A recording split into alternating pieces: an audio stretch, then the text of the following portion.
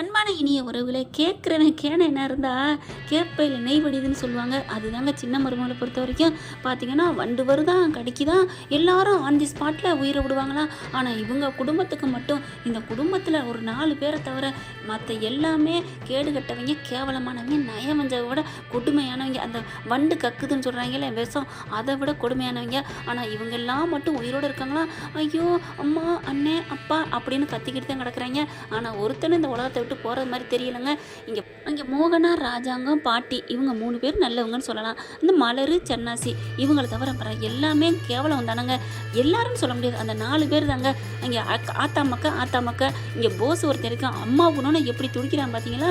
அடுத்து பார்த்தா இங்கே தமிழ் என்ன பண்ணுது, குடும்பத்தை கட்டி காப்பால் கருப்பு கரசி அப்படிங்கிற மாதிரி நான் கிளம்புறேன் அப்படின்னு கிளம்பி போகிறாங்க.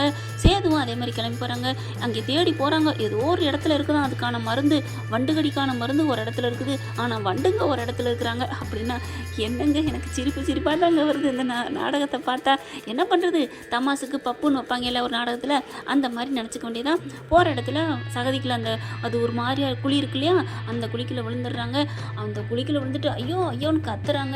குழிங்க பார்த்தா சேது போய் எப்படியோ அப்படி இப்படின்னு போராடி அது ஒரு 2 நாள் ஓட்டி காப்பாத்திரான்னு வச்சுக்கோங்களேன். காப்பாற்றினதுக்கப்புறம் மேலே வந்துடுறாங்க. பார்க்குறாங்க சேது தமிழ்னு கட்டி பிடிச்சி அழுகிறாங்க. இங்க இதுக்கெல்லாம் நேரம் இல்லை, வாங்க நம்ம அந்த மருந்தை கண்டுபிடிக்கணும் அப்படின்னு சொல்லிட்டு மருந்தை கண்டுபிடிக்க மறுபடியும் போகிறாங்க. என்ன பண்ணுறதுன்னு தெரியாமல் தவிக்கிறாங்க. எப்படியாவது ஐயோ விடியறக்குள்ள கொண்டு போய் சேர்க்கணுமே, இல்லைன்னா எல்லாரும் உயிரும் போயிருமே, அவங்க எல்லாரும் போயிட்டு நம்ம வாழ்றதுல அர்த்தமே இல்லை அப்படின்னு சொல்லிட்டு மாமா வாங்க மாமான்னு கூட்டிகிட்டு போகிறாங்க.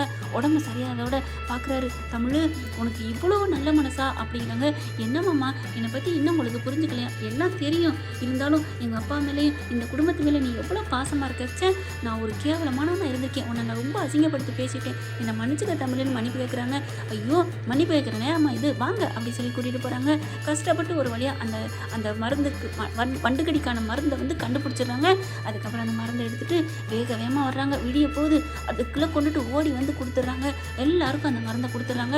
அவ்வளோ பேரும் நெல்லை குத்தி போயிட்டு அப்படியே அப்படின்னு மூச்சு நிறுத்துற அளவுக்கு போயிருதுங்க. ஈஸ்வரி பார்த்தா தான் பிள்ளைக்கு அப்படியே மூச்சு நின்றுச்சேன்னு அப்படியே அம்மா தாமரைங்குது. இங்கிட்டு பார்த்தா சாவித்திரி அப்படிங்கிறாங்க, தாமரை, சித்ரா அப்படின்னு எல்லாம் தவிக்கிறாங்க. ஒரு வழியாக இங்கே ஒன்றாந்து மருந்தை கொடுத்துறாங்க. எல்லாரும் பொழைச்சிடுறாங்க. அப்படியே அப்பத்தான் ராஜாங்கம் எல்லாம் பார்த்தீங்கன்னா ரொம்ப நன்றிம்மா, மோகனை மட்டும் கடிக்கலை போல இருக்குங்க, அது அப்புறம் நீ வாயிலா பூச்சின்னு சொல்லணும், பார்த்தா ரொம்ப நன்றிம்மா, என் மங்களத்தை காப்பாற்றிட்டேன்னு எல்லாரும் நன்றி சொல்கிறாங்க. ஈஸ்வரியை ஒரு கட்டத்துக்கு மேலே ரொம்ப நன்றி தமிழ், நீ மட்டும் இல்லைன்னா நேரம் என்ன ஆயிருக்கும் அப்படிங்கிறாங்க. ஆனால் சாவத்திரிக்கும் அங்கே ஆத்தா மகமாக இருக்குல்ல, மக தாமரை 2 பேரும் அப்படியே நிற்கிறாங்க. அம்மா நம்ம பேருக்கு போட்டு வைப்போம், ஏய் ஆமாடி பேரு கூட இல்லடி, அவன் மட்டும் இப்போ இல்லைன்னா நம்ம என்ன ஆயிருக்கும் அப்படின்ட்டு ரொம்ப நன்றி தமிழ்ச்செல்வி அப்படிங்கிறாங்க. என் தலையெழுத்து, என் நேரம் இந்த வண்டுகடியால் உங்ககிட்ட எல்லாம் மன்னிப்பு கேட்க வேண்டியதாக இருக்குது, நன்றி கேட்க வேண்டியதாக இருக்குது அப்படின்னு இன்னமும் கேவலமாக தான் இருக்குதுங்க. ஆனால் தமிழ்ச்செல்வி இதெல்லாம் இவங்களோட நன்றி எதிர்பார்த்தாங்க. உண்மை உதவி செய்து பார்க்குறாரு. சேதுக்கு சந்தோஷம் தாங்கலை.